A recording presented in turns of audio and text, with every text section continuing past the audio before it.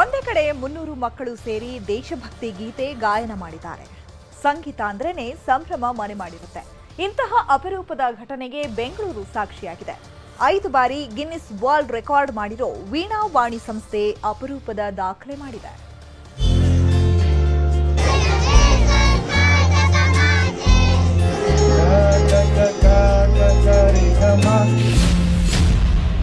ಮುನ್ನೂರು ಮಕ್ಕಳಿಂದ ದೇಶಭಕ್ತಿ ಗೀತೆಗಳ ಸಂಗೀತ ಸಂಭ್ರಮ. ಗಿನ್ನಿಸ್ ದಾಖಲೆಯ ವೀಣಾವಾಣಿ ಸಂಸ್ಥೆ ಮತ್ತೊಂದು ಸಾಧನೆ.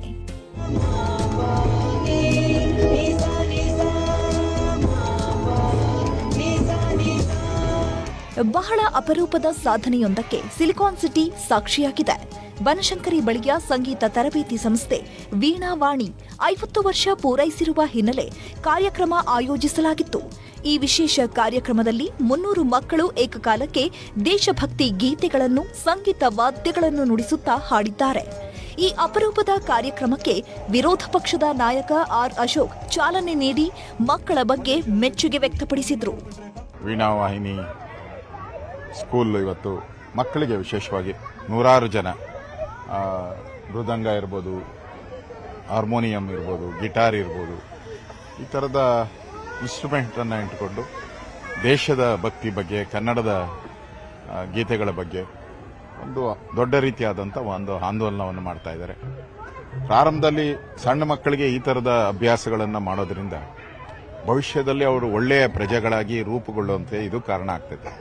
ಇವತ್ತು ಶ್ರೀ ವೀಣಾವಾಣಿ ಸಂಗೀತ ಶಾಲೆಯ 50ನೇ ವರ್ಷದ ವಾರ್ಷಿಕೋತ್ಸವದ ಅಂಗವಾಗಿ ಸುಮಾರು 250-300 ಜನ ಸೇರಿ ಒಂದೇ ವೇದಿಕೆ ಮೇಲೆ ಗಿಟಾರ್ ನುಡಿಸ್ತಾ ಇದ್ದೀವಿ, ವೀಣೆ ನುಡಿಸ್ತಾ ಇದ್ದೀವಿ, ವಯಲಿನ್ ನುಡಿಸ್ತಾ ಇದ್ದೀವಿ. ಸುಮಾರು 100 ಜನ ಮಕ್ಕಳು ಹಾಡ್ತಿದ್ದಾರೆ.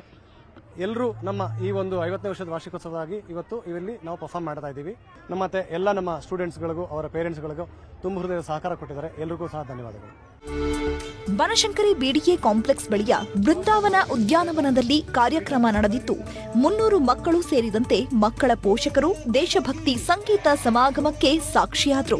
ಮಕ್ಕಳ ಸ್ವರಬದ್ಧ ಗಾಯನಕ್ಕೆ ನೋಡುಗರು ಮನಸೋತರು. ಪುಟ್ಟ ಪುಟ್ಟ ಕೈಗಳಿಂದ ನಾದ ಹೊಮ್ಮಿಸುತ್ತಾ ಸ್ವರಗಳನ್ನು ನುಡಿಯುತ್ತಾ ಮಕ್ಕಳು ಕೂಡ ಖುಷಿಪಟ್ಟರು. ವೀಣಾವಾಣಿ ಸಂಗೀತ ಶಾಲೆಗೆ ನನ್ನ ಮಗನ ಆದಿತ್ಯನ 6 ಮಂತ್ಸ್ ಇಂದ ಸೇರಿಸಿದ್ದೀನಿ. ಸೊ ಅಲ್ಲಿ ಚೆನ್ನಾಗಿ ಹೇಳ್ಕೊಡ್ತಾರೆ. ಸೊ ಗಿಟಾರ್ ಕ್ಲಾಸಿಗೆ ಸೇರಿದ್ದಾನೆ. ಹಾಗೆ ನನ್ನ ಫ್ರೆಂಡ್ ಮಗ ಸುಧಾಂಶುನು 6 ಮಂತ್ಸ್ ಇಂದ ಕಲಿತಿದ್ದಾನೆ. ಅವನು ಕೀಬೋರ್ಡು ತುಂಬಾ ಚೆನ್ನಾಗಿ ಹೇಳ್ಕೊಡ್ತಾರೆ. ಇವತ್ತಿನ ಪ್ರೋಗ್ರಾಮ್ ತುಂಬಾ ಚೆನ್ನಾಗಿತ್ತು. ಸೊ ಮಕ್ಕಳೆಲ್ಲ ಎಕ್ಸೈಟ್ಮೆಂಟ್ ಅಲ್ಲಿ ತುಂಬಾ ಹ್ಯಾಪಿ ಆಗಿದ್ದಾರೆ. ಸೊ ತುಂಬಾ ಚೆನ್ನಾಗಿತ್ತು. 5 ಮಂತ್ಸ್ ಇಂದ ಈ ಸ್ಕೂಲಲ್ಲಿ ಪ್ರಾಕ್ಟೀಸ್ ಮಾಡ್ತಿದ್ದೀನಿ. ಈ ಪ್ರೋಗ್ರಾಮ್ ತುಂಬಾ ಖುಷಿ ಆಯ್ತು ನನಗೆ. ಕೀಬೋರ್ಡ್ ಚೆನ್ನಾಗಿ ನುಡಿಸ್ತೀಯಾ? ಫ್ರೆಂಡ್ಸ್ ಜೊತೆಗೆಲ್ಲ ದಿನ ಬರ್ತೀಯಾ? ಕ್ಲಾಸಿಗೆ ಹೋಗ್ತೀಯಾ? ಇಷ್ಟು ಜನರ ಮುಂದೆ ಪರ್ಫಾರ್ಮ್ ಮಾಡುವಾಗ ಏನ್ ಅನ್ನಿಸ್ತು? ಖುಷಿ ಅನಿಸ್ತು. 3 ಮಂತ್ಸ್ ಇಂದ ಕೀಬೋರ್ಡ್ ಕಲ್ಕೊತೀನಿ. ಇವತ್ತು ಇದು ಇವೆಂಟ್ ತುಂಬಾ ಚೆನ್ನಾಗಿತ್ತು. ಎಲ್ಲ ಚೆನ್ನಾಗಿ ಮಾಡಿದ್ರು. ಬೃಂದಾವನ ಉದ್ಯಾನವನದ ವಾಟರ್ ಫೌಂಟೇನ್ ಕೂಡ ನೋಡುಗರ ಕಣ್ಮನ ಸೆಳೆಯಿತು. ಒಟ್ಟಾರೆ 300 ಮಕ್ಕಳು ಒಂದೇ ಕಡೆ ಸೇರಿ ಏಕಕಾಲಕ್ಕೆ ದೇಶಭಕ್ತಿಯ ಹಾಡುಗಳನ್ನ ಹಾಡಿದ್ದು ಬಹಳ ವಿಶೇಷವಾಗಿತ್ತು.